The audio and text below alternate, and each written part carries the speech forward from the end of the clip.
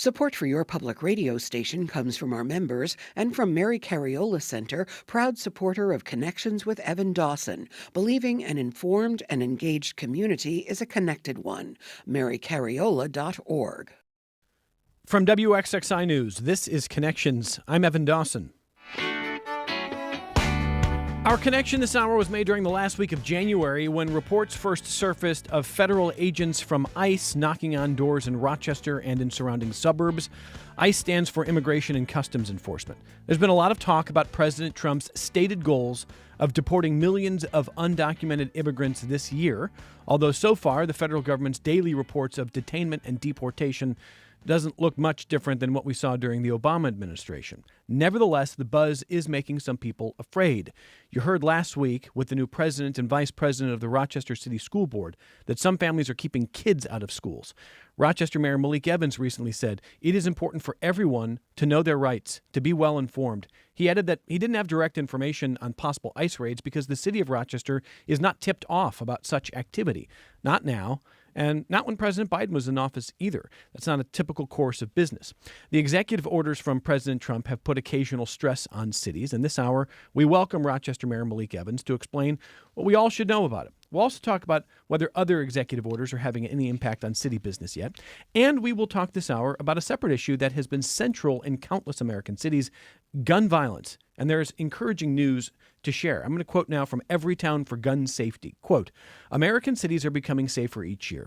For the past 2.5 years, violent crime has been trending downward, according to nearly every major data source.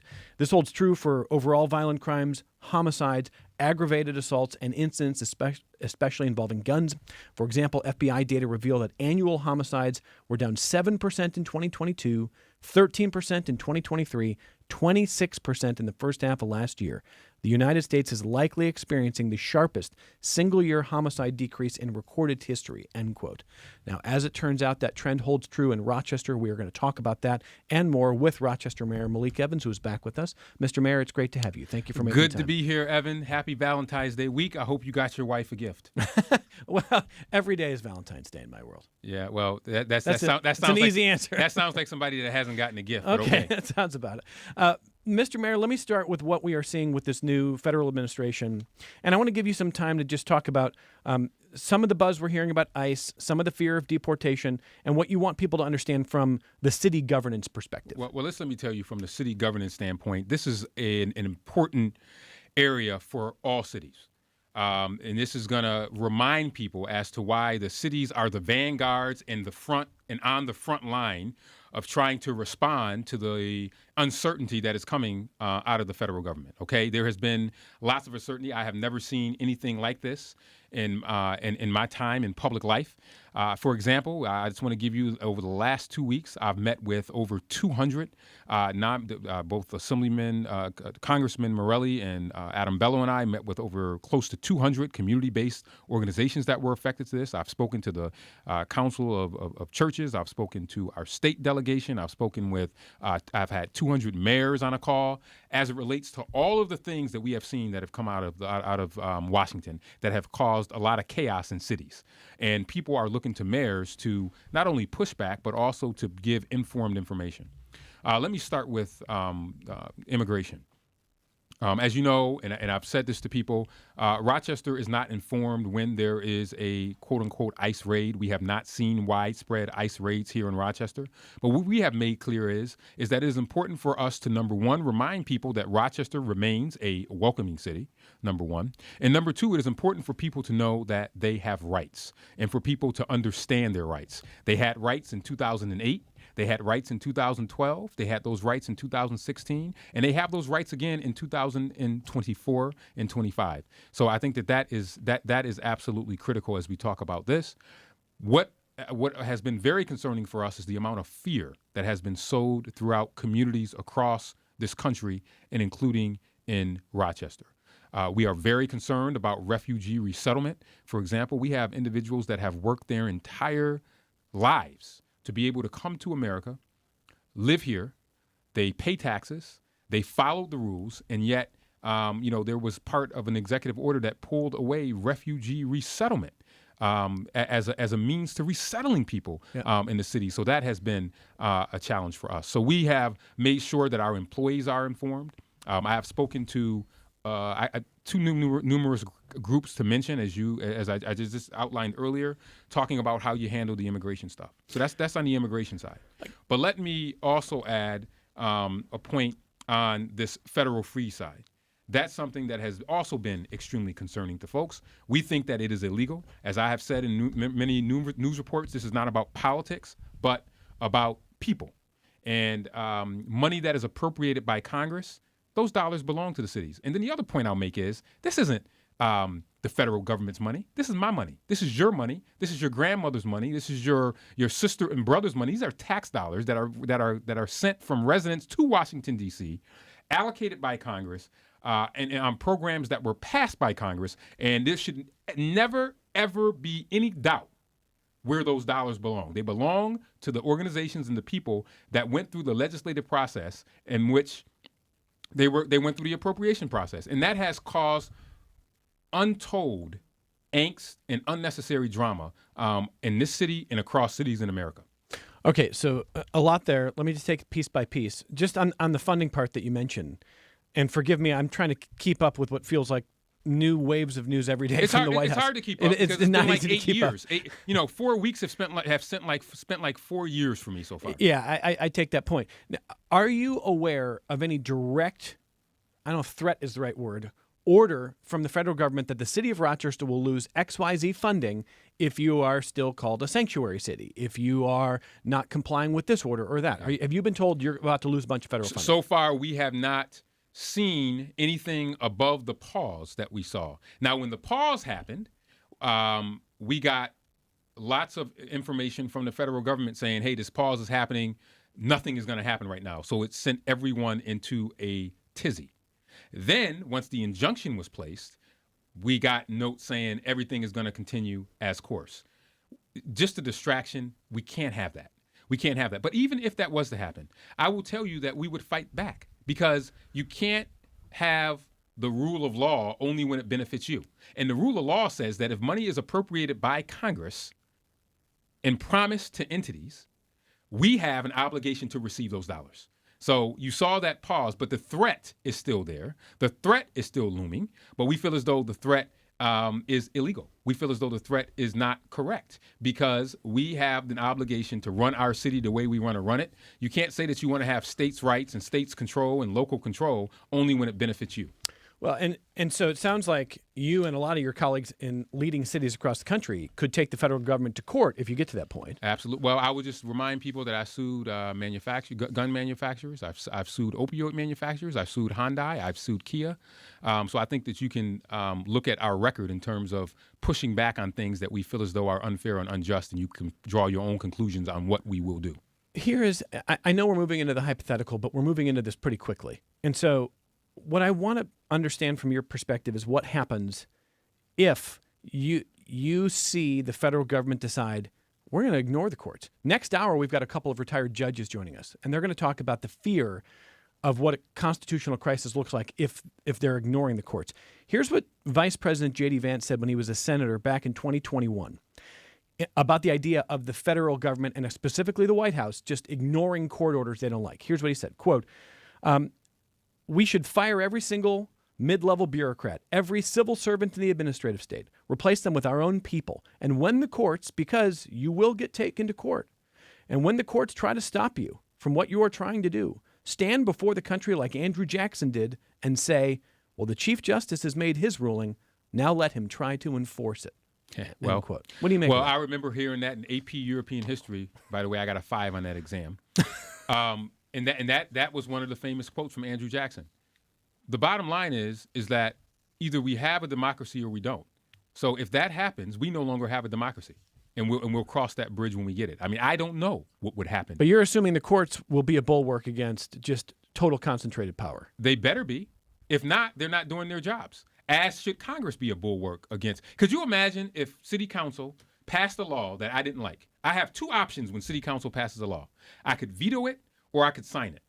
If it's passed and I don't like it, and let's say I try to veto it and then it's overwritten, there's no way that Malik Evans, and I'm held to a different standard, some of it has to do with, we won't go into details. Some people can get away with different things. Okay. But I think Barack Obama wouldn't be able to get away with any of the stuff that's happening right now. But that's another show. Could you imagine if I said, you know what, I don't like what city council came up with, or what city court. There's lots of stuff that the courts do in New York State that I don't like. I just lost a case on something that I didn't like that was related to records that I thought was wrong. But guess what? We have to comply with the law. I have to comply with the law. So are we saying that certain administrations are above the law and others are not? Barack Obama, even George W. Bush would not be able to get away with that type of rhetoric. And if we're going to have a country, and if we believe in the rule of law, let's follow the rule of law. If we lose in the courts, well, that's a different story. You take it with the court of public opinion. But who also has an important role to play here is Congress. Congress has an important role to play here. I mean, if I was in the majority in Congress and a president told me, I don't care that you appropriated trillions of dollars for these programs. I don't care. I'm not going to spend it. I'm not going to spend it. Yeah. Or I'm going to spend it in the way that I can. You can't do that. You also cannot tell the city of Rochester, I don't like the way in which you talk about pick a topic. So I'm going to tell you I'm going to hold your money up. Are you kidding me? That's extortion. We don't give in to extortionists. The United States of America doesn't give in to extortionists. And I can tell you right now, the city of Rochester and probably about 400 mayors, we have decided we are not going to give in to extortionists because we believe in following the law. Someone asked me the other day, they said, Mayor, what's the one way that you would push back? I said, well, they said, would you ever break the law? And you know what I said? Absolutely not. You know why I wouldn't break the law? Because I put my hand on a Bible and I swore to an oath. If I'm going to break the law, then I should not be in government. We should not be in government. So if we follow the Andrew Jackson adage, who, by the way, that is not a president you want to model yourself after. No. I mean, Andrew Jackson, the Trail of Tears, he destroyed the bank. He was all about revenge. The National Bank, he gave poor Nicholas Biddle a heart attack because he got rid of the National Bank without congressional approval. That is not somebody we want to model democracy about. You can have any historian on the show will tell you that. So God help us if we follow that way of following the law. If there's something that I don't agree with, guess what I do? I go to court, or I veto something, or I get the public involved. I just don't say I'm going to do whatever the hell I want. I am here for the Mayor Evans sidetrack dissertation on President Andrew Jackson. I can tell. We can do a whole show on Andrew Jackson. We can do an entire show on Andrew Jackson. It sounds like, tell me if I'm wrong, it sounds like your understanding is so far, we have not seen an elevated number of arrests from ICE or deportations in Rochester. We have not seen that yet. We have not seen that yet. And again, I always say yet because this has been the first time in 3 weeks where I felt like it's been 30 years because the amount of, I think they were calling it flooding the zone. The zone has been flooded so much that it's hard for us to even keep track on the various things. I literally have somebody right now in one of our departments that is keeping track of every single federal action that we are hearing that might impact the city of Rochester. I'm talking to the Democratic Mayors Association, the U.S. Conference of Mayors, the New York Conference of Mayors, et cetera, on all this stuff that is happening. I mean, this has intruded upon the mayor's calendar where I am dealing with things that I did not have to deal with my first 3 years in office. It has been dizzying. It has been dizzying. And then the sad thing is that civics is no longer taught. So we have people in the media who don't even understand this stuff. So they're calling, my poor communications department because they don't understand it. And so we have to give them a lesson about, well, there's the branches of power. And no, you can't take a judge to jail if they make a ruling you like. And no, you can't silence the media. And no, you can't go lock Evan up if he's saying something that you disagree with or because he's reporting facts. I mean, this is what people are afraid of. There are people who are from Puerto Rico who are citizens of the United States, who serve in our military and carry U.S. passports that are afraid because they think that they may be rounded up. I mean, so a lot of this is fear. I mean, fear is very powerful, and it works for some people. And unfortunately, this is what we're seeing right now, and this is why it's more important than ever that cities are clear, articulate, and collaborative to make sure that we push back on a lot of the items that we're seeing coming, the discord and just confusion that we're seeing coming out of Washington, D.C. Mayor, you said that Rochester is a welcoming city. Rochester is a sanctuary city, is that right? Rochester is considered a city of sanctuaries that has a different definition than other places. It means that we follow the law, and that is what we do.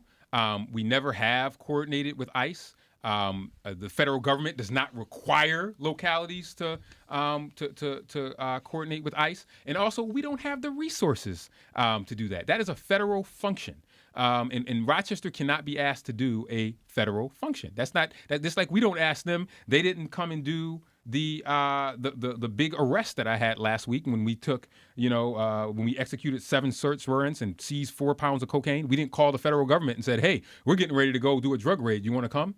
We didn't do that. We did what we needed to do. So they have their job. Go do your job, but don't expect us and coerce us to do your work that you're supposed to do yourself. I think sometimes people hear sanctuary city and the difference is they hear defy as opposed to, hey, we don't coordinate with ICE. That's one correct. thing. We follow the law. Do you defy ICE? Defy? Do you seek to undermine what ICE is doing? You heard what I said. I swear an oath and I follow the law. Gotcha. Unlike some folks in this country. The hypocrisy that we are seeing, not only just, and this is why people hate politics. And I always remind people, you get these people, I'm not a politician. Yes, you are. You're a politician in a different job. You just get tired of, it's good for thee, but not for me. And you see that regularly. You see it regularly. And the left does it, the right does it, the Democrats do it, Republicans do it. It's just ridiculous. The law has to be followed. If you swear an oath to a constitution, you got to follow the doggone law. If not, then you leave and you go do other things. But if you get elected to office, you swear an oath without any mental reservation or purpose of evasion. I will protect, defend the Constitution of the state of New York, the Constitution of the United States, according to the best of my ability, so help me God. That is the oath that I take. Now, if you have anybody that's in elective office that wants to deviate away from that oath, they should not be in elected office because they are saying that they want to violate the laws of this country. And that's what we're seeing. That's what we're seeing. It's just you feel like you're in Bizarro world. I mean, it's just so weird because it's like, okay, you got to do this, but we're going to violate the law. It's interesting. It's interesting, and I just hope that we don't have a constitutional crisis. Talking to Mayor Malik Evans of the city of Rochester. It's 844-295-TALK if you want to join the conversation. It's 844-295-8255. 263-WXXI if you're in Rochester, 263-9994. You can email the program connections@WXXI.org. We're going to talk about a big, big change in gun violence numbers in just a moment here. Again, it's connections@WXXI.org is the email address, and you can join the chat on the WXXI News YouTube page if you are watching along there. Before we turn the page on this, anything you want people to know about knowing their rights? Is there anything else that they should understand? Yeah, I think that the New York Immigration Coalition, we're not an expert in this at the city of Rochester, nor do we try to be. We have really worked a lot with community organizations, and I want to say the New York Immigration Coalition is really where people should be going to get the information. Because one of the things that happened, I was coming back from my sister's wedding, and I started getting all these calls, and I couldn't talk to them because the flight attendant told me, "Sir, turn your phone off. We're going to kick you off this plane. We're being raided." So information that is correct is absolutely critical. We got to make sure that we give people correct information. We have to make sure people understand their rights. And the New York Immigration Coalition really has worked very hard to make sure people understand that. They've been great. I want to point people to them. And then other community-based organizations that have the information, because you have rights. For example, no one can just walk into your house. You cannot. I can't walk into here without a warrant and say, "Evan, give me all your information." And there's a difference between the judicial warrant and administrative warrant. So people really have to make sure they know their rights and that they're connecting with organizations. And sometimes a lot of people want to help, but you can actually hurt if you don't have the right information and if you don't have the right knowledge. So please connect with experts. Legal Aid Society is another great organization. Please connect with Legal Aid. Law New York. There's all these organizations that are out there that can actually help with this. Some people want to help, and they don't know what the hell they're talking about. And that actually does more damage than good. Mr. Mayor, there will be more time later this year for this if we get to that. God help us. But I do want to briefly ask you, because a number of listeners have asked, they are aware that a different member of City Council has declared for this year's mayoral race, re-election in your future. Is that something that you want? Re-election is in my future. As you know, I was honored to be selected by the Monroe County Democratic Committee this past weekend with over almost 67% of the vote. I think politics will take care of itself, but I will tell you that I have very little time for politics right now. I understand it, but I have a city to run, and regardless of what happens in the mayoral election, I'll be running the city until December 31st at 11:59 p.m., and we need to make sure that we work. We'll talk politics on another day. On another day. I think we got I know too you many love other politics. issues. You love campaigns. Right. We'll talk about that another day. I call it silly season as we get it. Mr. Mayor, I'm looking at data, Rochester data that the city has released on the following when it comes to shootings. Shootings from 2021 to roughly the present. 2021 going forward, they're down 53%. Shooting victims down 51%. Fatal shootings, 55%. 63 fatal shootings in 2022 to a number of 28. So again, more than half has been eliminated here. And I want to start by asking you what you think has contributed to that change. First off, let me say what's contributed to it is a lot of work around prevention, intervention, and suppression. Someone told me, I don't pay attention to a lot of social media stuff, and someone said, well, it's because the national trend. Well, guess what? The national trend is down, but there are also some cities, because I talk to a lot of mayors, where shootings and killings are still up. So I think that, we haven't arrived. We're not dancing. We're not doing the Tootsie Roll or the Cupid Shuffle or the electric slide. But we should. I am gratified, but not satisfied. I mean, and there are still haters out there that don't even want to recognize the progress of the shootings that have happened here. I mean, you had, and you said the number, 419 shooting victims in 2021. Mm-hmm. Think about that. That's a lot of people being shot, and that number would drop to 205 last year. So. This is it's the combination of a lot of work: prevention, intervention, and suppression. The gun-involved violence elimination program has been absolutely critical for us to bring down the number of shootings. That is where we zero in on targets of people that are actually perpetrators in terms of carrying guns. But a lot of our prevention efforts. We have ramped up the number of people with jobs. We have ramped up the number of people in our advanced peace program. We have ramped up the number of people in our workforce development programs, because if you're involved in positive activities, you don't have time to get into nonsense. We've tried to get our Pathways to Peace program. We've ramped that up to make sure that they are able to see where a lot of these arguments are happening and then stopping them before they end up ending up in a homicide or someone getting shot. So that is absolutely critical. But I will tell you, my one frustration is I understand politics and I understand haters, but for people to say, you know what, yeah, that happened, but so what? Well, we're back down to pre-pandemic levels. We're almost back to where we were in 2015-16, which is where we want to get to. We still have a long way to go, but I think it's a pretty big deal for fatal shootings to fall 55%. From 2021 to 2024. And by the way, I've only been in office, people say 4 years. It's only been 3 years and 2 months. So we've been able to do that in that short period of time, and we still got a long way to go, but it's a pretty big deal, because there still are places in this country, and I won't name them because I love the mayors there, where they're seeing increases in shootings last year. They saw increases in homicides last year. We didn't see that in Rochester. We can't take it for granted.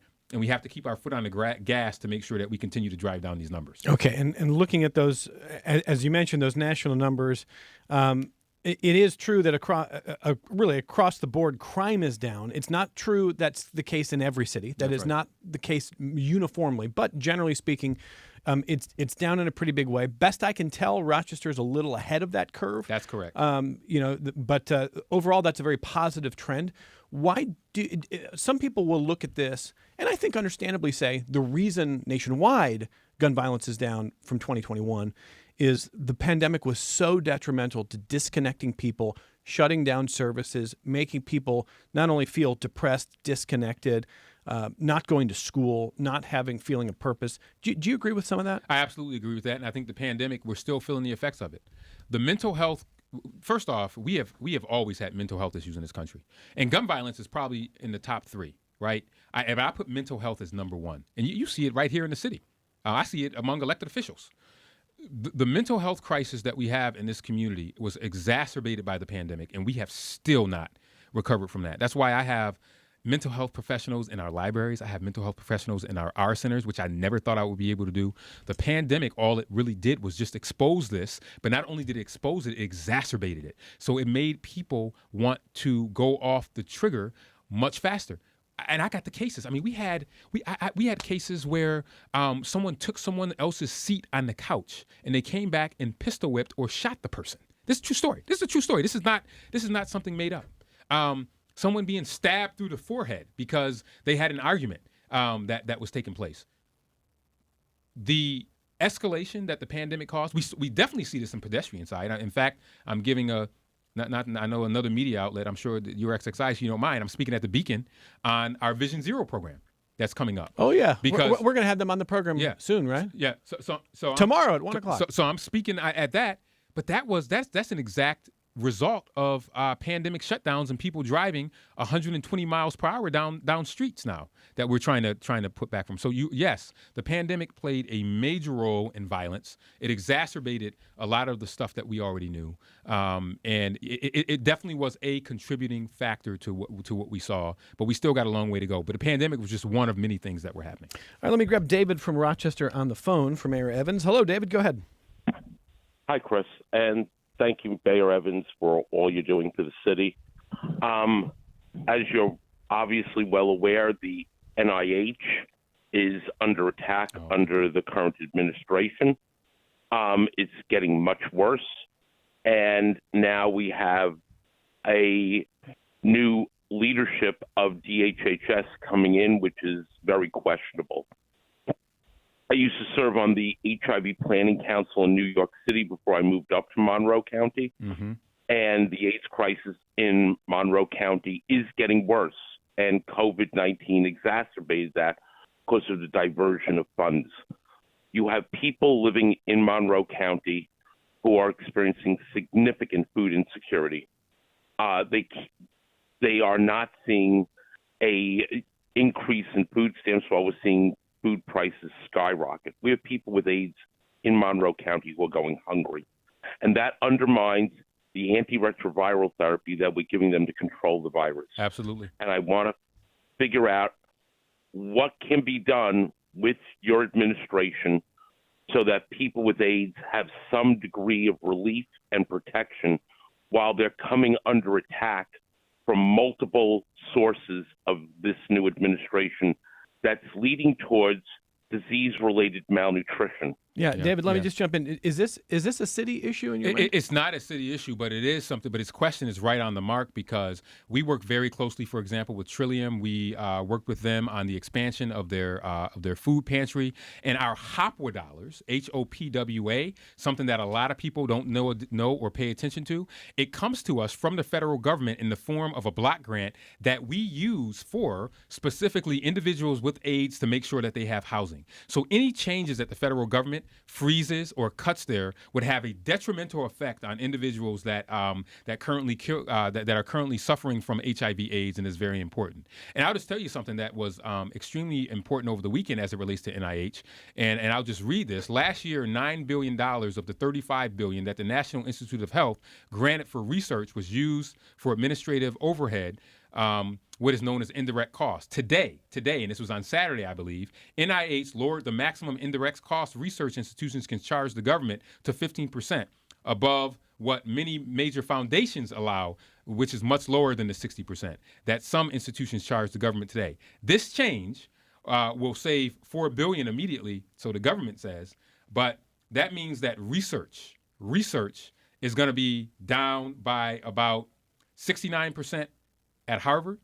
The indirect costs, 67.5% at Yale, 63.7% at Johns Hopkins, and I don't know what it's going to be at the University of Rochester. So, listen, elections have consequences, and I think people need to understand that. The progress that we've made in bringing down the HIV/AIDS rates, I hope that we won't backslide. But to the caller's point, there is a chance that could happen, particularly if you attack organizations like Trillium and other community health organizations across the country that cater towards individuals who have lived in the shadows and have been marginalized. They are very concerned, individuals that run those organizations, and I've heard from people across the country as it relates to this. So although it's not something that is within the city's control, it's something that affects the city. When the dog wags its tail unfortunately, cities always get affected. And this issue around HIV and AIDS is no different. David, thank you. Let me get back to the question of violence. Jason, watching on the WXXI News YouTube channel, says, is the city still declaring a gun violence state of emergency? And if so, what does the mayor need to see to allow the state of emergency to end? Right now, the answer is under 10 shootings a year. That's what you need to see. That's what I need to see. I am not, because we need to dramatize this. We have become desensitized to people getting shot. It should be rare. It should be as rare as a plane crash.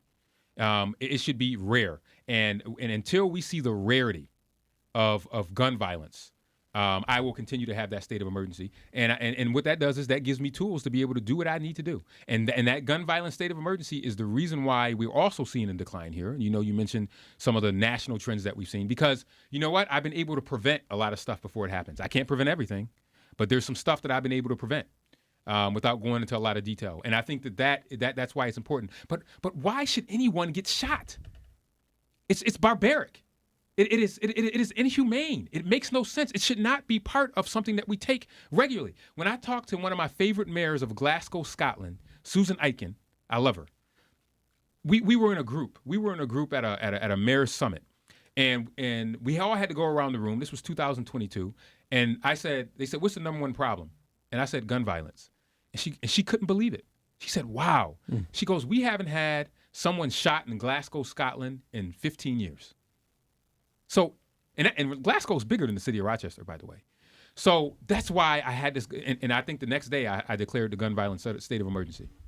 So because we have to say that one person getting shot is too many. But if we can get down to 10 a year, 10 people being shot a year, then maybe I'll lift the emergency. One other point on that, and then what we'll do is we'll take our only break of the hour. We've got more phone calls, more feedback, and I want to stay on some of these themes, in particular how some of the city initiatives regarding poverty and opportunity might affect violence as well. But just briefly, when the mayor said a shooting in the city should be as rare as a plane crash, a lot of us immediately thought of what the recent plane crash, and a lot of people were reminded that the last commercial airliner jet crash in this country before last month was 2009 near Buffalo. And I remember it like it was yesterday. 16 years ago. 16 years ago. So when you said as rare as a plane crash, I admit my mind was like, I mean, I don't think that's realistic. And then you hear about other countries like Right. Glasgow. It's happening. If it's every 15 years, Yeah, and you know, I always say it's a different culture. Exactly. And I always say I wish I had time to do a podcast. I just don't have time. Maybe I'll do one. Maybe we can You work can that come with here whenever you want. Yeah, maybe we Mr. should Mayor. do one. No, I'm serious. I think I talk to the team about this all the time. But I would have Susan on because they have many of the same challenges that we have. I mean, they may have a stabbing every now and then. They have poverty. They have housing But insecurities. they don't have guns in the numbers. But they we don't do, have right? guns in the numbers that we do. That's So the it's a difference. cultural change. It's a cultural change. But you know what? There still are cities that, because I still think that if we change hearts and minds of individuals to make them think that yes, I'm a Second Amendment guy, so let me just put that out there. I'm not looking to take anybody's guns away. But remember, most of the people who are perpetrating gun crimes, they're not permit. They're not following the law anyway. Yeah. They're not carrying permits. Yeah, So that's a separate issue. So how do we change hearts and minds so people can realize that if you're having an argument with a family member, you probably don't want to pull out your 9mm and blast them. Right? We saw this weekend someone shot. Guess what it was? It was over an argument. They had an argument at a bar. They had an argument in a bar. Come on.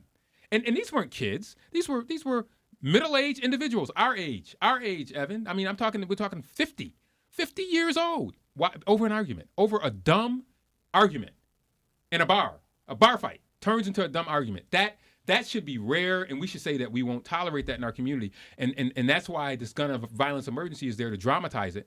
And I wouldn't have done the emergency if I thought it wouldn't have made a difference. But when I can show through empirical evidence that fatal shootings are down 55%, that's why we have the gun violence state of emergency, and we'll continue to have And it stays, yeah.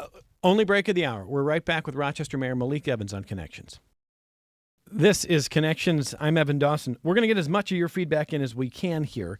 And so let me just keep working through with Mayor Malik Evans. Sam in Rochester next on the phone. Hi, Sam. Go ahead. Hi.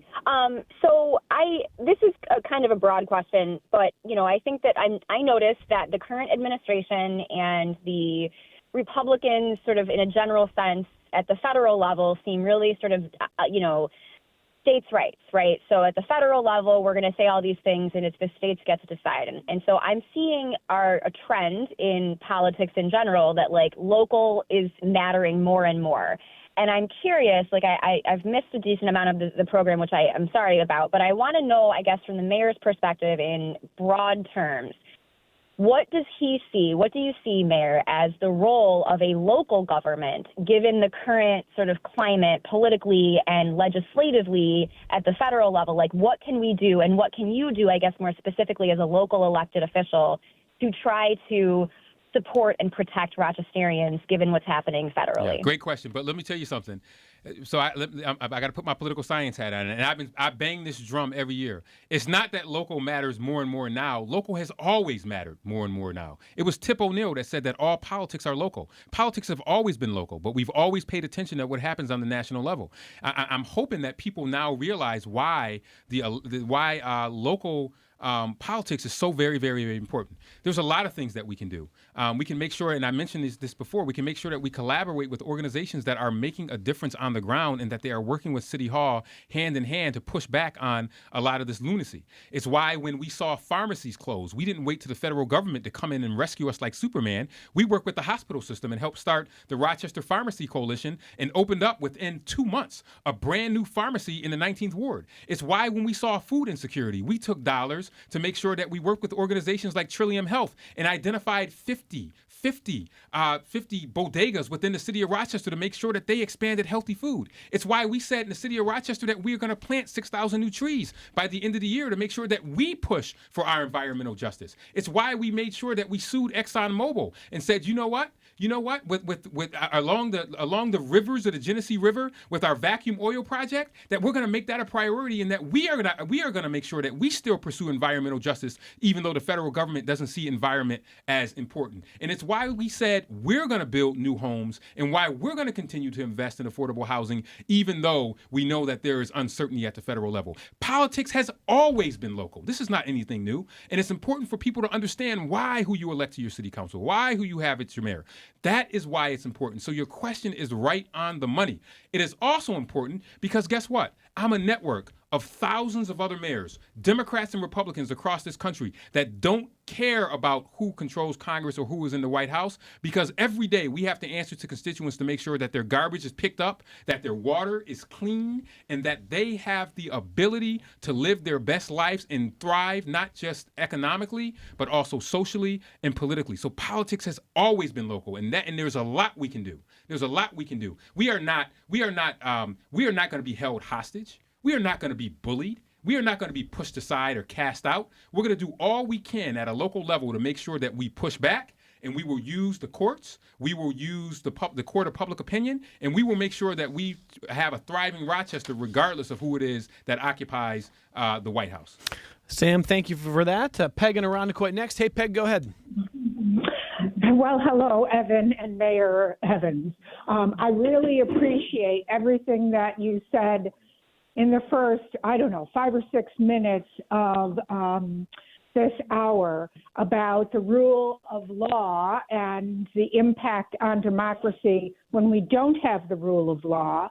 And I'm wondering what your suggestions would be for what we as individuals can do or should do to impact that. Yeah. And I'll take your response off the air. Thank you, Peg. Thank you, Peg. And that is the question, because people sometimes feel so helpless. First off, I think people need to understand that they have the power and that they need to work to ensure that they have the Constitution on their side, but connect with groups that are getting together and working on these issues.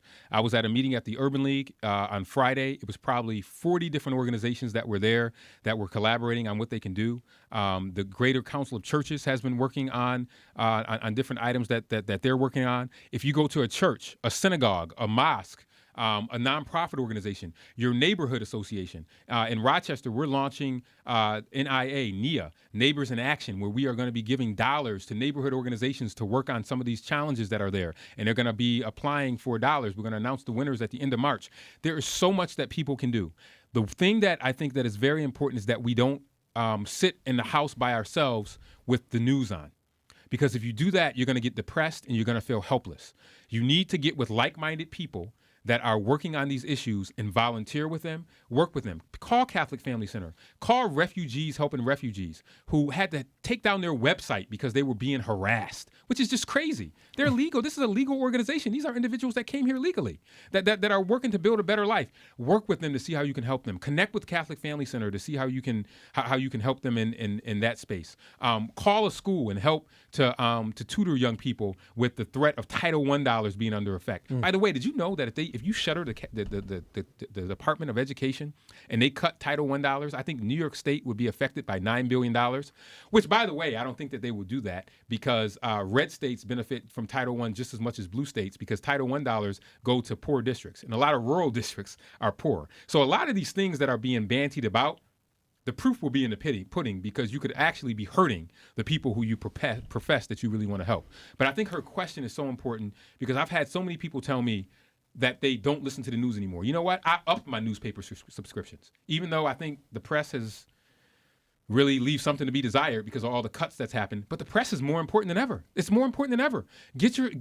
Buy more subscriptions. I hate to say it. I'm not trying to listen. You have to listen to the news more and listen to multiple outlets, international outlets, not just locally here in the U.S. I listen to them all. I'm on BBC. I'm on Al Jazeera. I listen to all of these things. Listen to what right wing, left wing. You have to listen and we have to be informed. The minute we stop being informed is the minute that we lose facts and the minute that people will be able to do things to you that they are not able to do based upon the rule of law because you won't know better and you won't hear what's going on. So we can't have people saying, I'm not going to watch the news anymore, I'm not going to pay attention. We got to make sure that we stay connected and that we stay plugged in. Kathy in Chili says, has Mayor Evans commented on New York City Mayor Eric Adams' directives to his police force to comply with ICE detentions? Is the mayor aware of any pushback from Governor Hochul or others about that? I'm not aware of any pushback. I can't comment on New York City. I don't know what goes on. I got enough worrying about what's going on in Rochester. Fair enough. Let me get Robert in Fairport next. Back to the subject of violence. Hello, Robert. Go ahead. Yeah, thanks for taking my call. The RPD has an open data portal that has a lot of data on crime and shootings and all this kind of stuff, and it's kind of interesting. Even though shootings are down, if you go through the data and you go as far back as 2015, 81% of the victims of shootings in Rochester, New York, were black. Yeah. If you do that for 2024, it's 81%. If you do it for 2025, it's 100%. The black population in the city of Rochester is about 37%. Why are blacks twice as likely to be victims of shootings? Well, I think that you look at the availability of firearms, and I think that if you look at the historical challenges that we have in our communities, and I think the other question is why is it that blacks disproportionately have a high level of guns that are trafficked in their community? That's really the question that should be asked. Why is the access to illegal firearms so easy to have those trafficked in communities of color? I think that is a challenge that we have, and one of the things that why we did a gun trace data report, because we wanted to track to see where some of these firearms are coming from. That's the challenge. What'd you find out there? Well, we found out that a lot of them are stolen, and a lot of them come locally. But guess what? There's not a single, what else we figured out? There's not a single gun manufacturer or a single gun shop within the city of Rochester. But yet you have these guns, illegal guns that are trafficked here. A lot of them come from Ohio, Georgia, Pennsylvania is where along the iron pipeline where a lot of them come from. So, it's a complex, strategy that you have to continue to unveil. But the disproportionate numbers of people, and not only just African Americans, but African American males, which is why we have this gun violence emergency, because too many people are losing their lives and losing the chance to live for their families and provide for their families and their community. So it's something that has been going on in this country and in cities for decades, and it's something that, as I said earlier, it should be rare. It should not be regular. And I'm glad he mentioned the open data portal. We're very transparent. I talked about trust and transparency. I urge everyone to check out that open data portal that the caller mentioned, because it has all of these the data that we mentioned. If you don't believe me saying it, you can go back and look. And you can also look at FBI data as well. Robert, thank you. One of the components of your very busy first 3 years and 2 months, as you say, was a UBI program. And when we talk about poverty, I don't want to imply that only people in poverty are committing violence. We know that is not exclusively the case. That's correct. We certainly know that high poverty communities tend to struggle with violence as well. And UBI was a chance for the city to see how this would work. If we offered $500 a month, what was it, $600 a month? $500 a month. $500 a month for 300 some households, how they would do, how that would affect them. Could there be more? Does it have to come from federal dollars? Can the city get more involved in the future?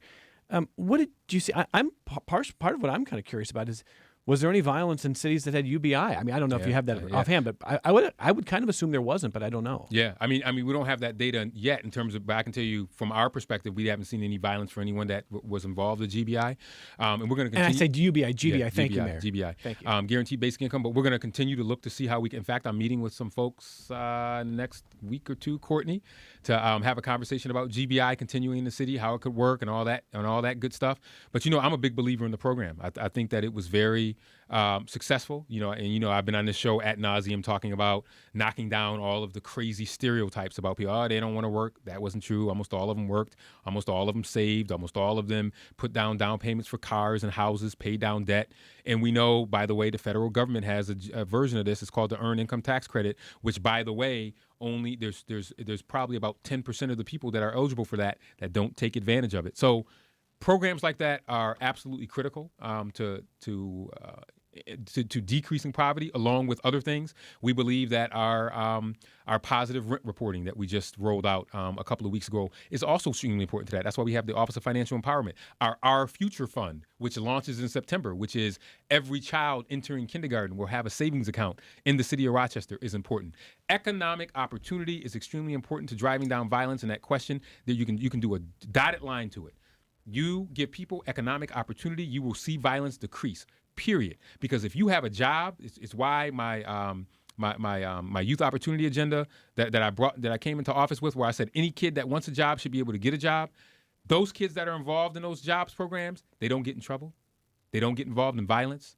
Economic opportunity is one of the best violence prevention tools we could have in this country. And it's cheaper than incarcerating somebody for $50,000 or $60,000 a year. All right, briefly, because I got to move quickly. Our Future Fund is what does that look like? What does that seed look like? So that seed looks like every child will get and we'll roll this out. I'm getting ahead of the announcement, but I'm not trying to make breaking news, but go ahead. We're not breaking news, but as you know, we talked about our children's savings account. It's actually going to be called Our Future Fund, is what it's going to be called. And any child entering kindergarten right now, the plan is in the city school district starting in the fall, will get an account that will follow them for all 12 years of schooling, and they will get an initial investment, and then there will be investments that will be deposited throughout their 12 years of school. Their families will also be able to put those dollars in, and then they will be able to use that for school, for jobs. Can't touch it until graduation, or well, the goal is that they're not supposed to touch it before graduation, but there may be provisions for if things come up, they may be able to use it. I mean, this is your specialty, the work that you've done. Oh yes, it's critical. Yeah, I mean, the mayor's career has focused on issues like this. We should talk about that with your team on a separate day. That's right. This is a whole separate show, and I would love to have Angela Rollins from the Office of Financial Empowerment to come in. That's a great idea. And briefly, City Council had some debates about what kind of good cause, if they're going to do good cause eviction legislation. Are you comfortable with what was decided there? Well, I think the proof will be in the pudding. We'll see. I mean, what I notice about what happens sometimes with politicians is people think that there are silver bullets. There is no silver bullets to the housing crisis in the city of Rochester, and you're not going to have a million. New units built because you had that. And then the other thing is most people who get evicted, it's because of non-payment of rent, right? So it's not gonna change everything. And they would still get evicted, you're saying? They still get evicted, okay. Right? So, but it's important why we continue to focus on this. I mean, we are close to 4,000. No, already in 3 years, 4,000 affordable and market rate housing that we've been able to do in 3 years. And you know how we've been able to do that? With partnership. And we're leading the state. They look to Rochester as an example of that. And we want to continue to accelerate and push that. And we're pushing home ownership as a means of that as well. But housing is the number one issue across the country. I'm a member of the U.S. Conference of Mayors. it is always number one, even before a lot of the other things. I mean, opioids, gun violence, those are big topics, but housing always comes in at number one on all the surveys. You're going to hear the music in 1 minute. So what's going on with water? What's happening tomorrow night? Tomorrow night, we're going to have a webinar about Rochester and its water. A lot of people don't know that Rochester is ranked in the best as it relates to water. As you know, we want to be lead-free by 2030, and we're on the path to make sure that we replace every single lead pipe in the city of Rochester. It's not sexy. It's not something everybody pays attention to, but it is extremely important that people know why water is important and why we have to continue to make investments in critical infrastructure. Because sometimes you'll have people say, why are you investing in infrastructure? Well, because if you don't invest in that infrastructure, you will hurt people down the line, and we don't want to end up like Flint and some of the other cities that have had water crises. So we're talking about the investments that we're making to make sure that we can be proactive in terms of making sure that our water is top notch. And we want to make sure that we continue to do that. Webinar tomorrow night? Webinar tomorrow night. You can sign up. You can sign up on the city's website. I urge everyone to attend, and I promise you that it would only be an hour. You promised an I hour promise. or less. Yes, or less. As he said, it's not the sexiest topic. It is very important. Right. And I want to say we'll put a link if you want to sign up in our show notes That'd be for great. this program. So we'll add that as well. Mayor Malik Evans, I want to say there are times where you are tough on journalists, and there are times where you're frustrated with the press, but you're also someone who always says yes, and you answer every question we ask. And I want to thank you for that. That's right. The third estate is very important. Well, thank you for making time for us. Thank you for having me. And that's Rochester Mayor Malik Evans. We, of course, will have city council members and others talking about a lot of these issues that we kind of just got into. We'll spend a lot more time with the Our Future Fund and a lot more here in the weeks to come. More Connections coming up in a moment.